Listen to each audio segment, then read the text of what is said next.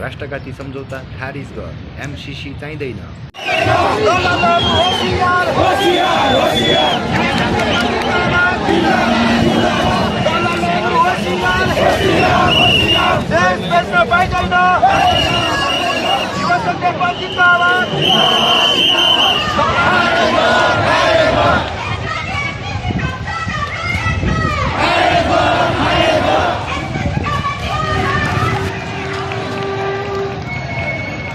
नेपाल सरकारले एकदमै चढाइ गरेको छ, देख्न सक्नुहुनेछ।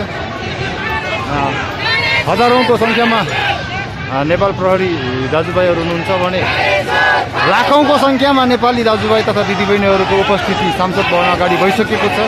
अबको अघिल्लो रिपोर्टमा म जानकारी गराउनेछु।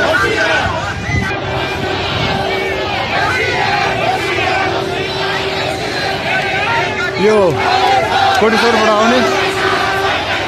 कोटेश्वरबाट आएको राष्ट्रिय किसान पार्टीद्वारा गरिएको यो विरोध कार्यक्रम हो।